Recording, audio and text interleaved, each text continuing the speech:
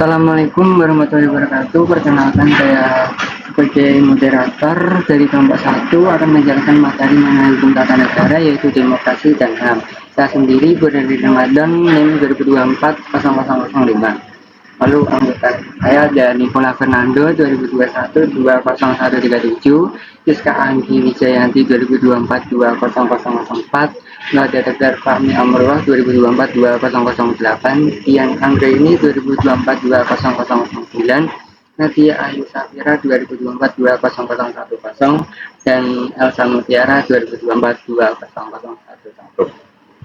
Yang pertama, demokrasi. Demokrasi terdiri dari dua kata, yaitu demos dan kratos. Demos yang berarti rakyat dan kratos yang berarti kedaulatan. Maka demokrasi adalah sistem penyelenggaraan negara dan pemerintahan yang dilaksanakan bersama rakyat, yang dimana rakyat memiliki kekuasaan atau kedaulatan tertinggi dalam mengambil keputusan politik, baik secara langsung maupun melalui perwakilan yang mereka pilih.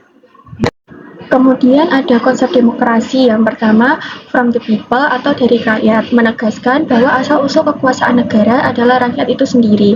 Negara tidak muncul atas kehendak segelintir elit atau warisan turun-temurun, melainkan berdasarkan mandat yang diberikan oleh seluruh warga negara. Contohnya, konstitusi sebuah negara disusun oleh wakil-wakil rakyat yang dipilih secara demokratis, sehingga legitimasi pembentukan undang-undang berasal dari rakyat. Yang kedua, by the people atau oleh rakyat, menunjukkan bahwa jalan cara pelaksanaan pemerintahan dijalankan langsung atau tidak langsung oleh rakyat. Contohnya pemilihan umum dan partisipasi politik. Yang ketiga, for the people atau untuk rakyat, menekankan bahwa tujuan akhir pemerintah adalah kesejahteraan dan keadilan bagi seluruh warga. Kebijakan publik, pembangunan, dan penegakan hukum harus mengutamakan kepentingan umum, bukan kepentingan kelompok kecil atau individu tertentu. Contohnya, anggaran negara diarahkan pada pendidikan, kesehatan, dan jaring pengaman sosial untuk semua lapisan masyarakat.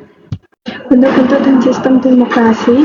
Bentuk-bentuk demokrasi ada dua. Satu, demokrasi langsung, yaitu suatu demokrasi di mana rakyat secara langsung menggunakan haknya dalam mendapatkan kebijakan publik. Yang kedua, ada demokrasi tidak langsung, yaitu rakyat menggunakan hak-haknya melalui orang-orang yang dipercaya. Sistem demokrasi di Indonesia. Demokrasi Pancasila berdasarkan nilai Pancasila. 1. Musyawarah. 2. Keadilan sosial. 3. Mengedepankan kepentingan. 4. Toleransi dan gotong royong. Berikutnya ada prinsip-prinsip dan peran warga negara dalam demokrasi. Yang pertama, prinsip-prinsip demokrasi. Kedaulatan rakyat. Yang kedua, pemilihan umum yang bebas dan adil. Yang ketiga, supremasi hukum, rule of law. Yang keempat, persamaan hak. Yang kelima, kebebasan berpendapat dan berorganisasi. Yang keenam, keterbukaan dan akuntabilitas pemerintah. Yang ketujuh, pembagian kekuasaan.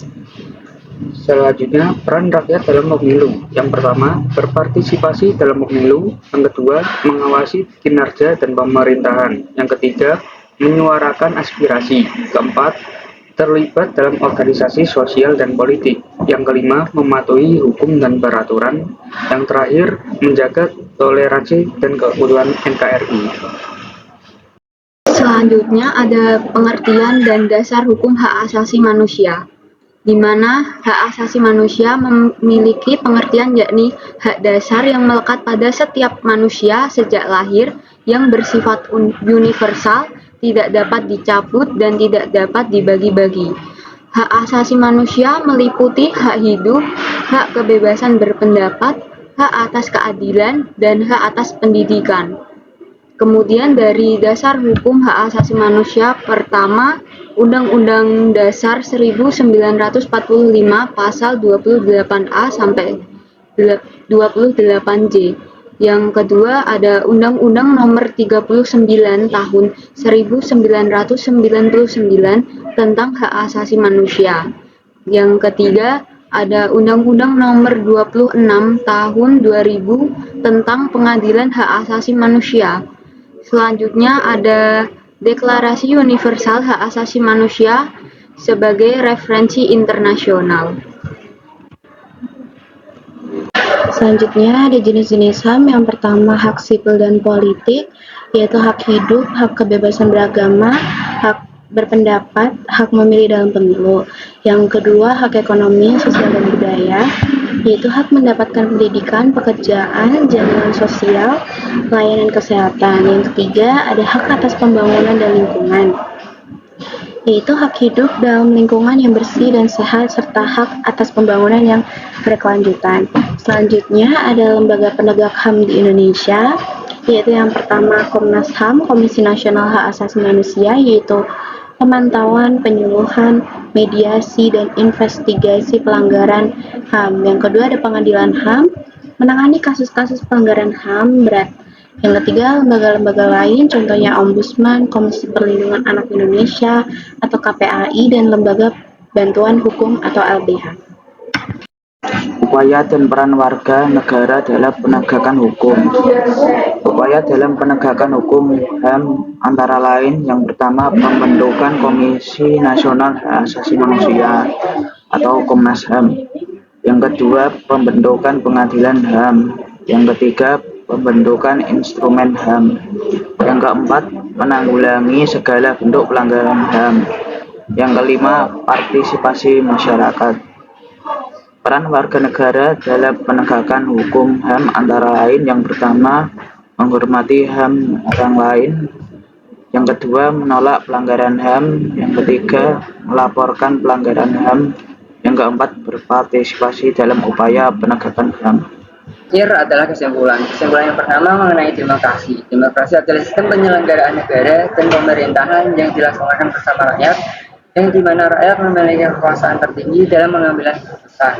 Lalu prinsip demokrasi, adanya kedaulatan rakyat, pemilihan umum yang bebas dan adil, supremasi hukum atau rule of law, kebebasan berpendapat dan berorganisasi, keterbukaan dan akuntabilitas pemerintah. Lalu yang terakhir pembagian kekuasaan. Kesimpulan yang kedua adalah hak asasi manusia, yaitu hak dasar yang melekat atas setiap manusia sejak lahir, yang bersifat universal, tidak dapat dicabut dan tidak dapat dibagi-bagi.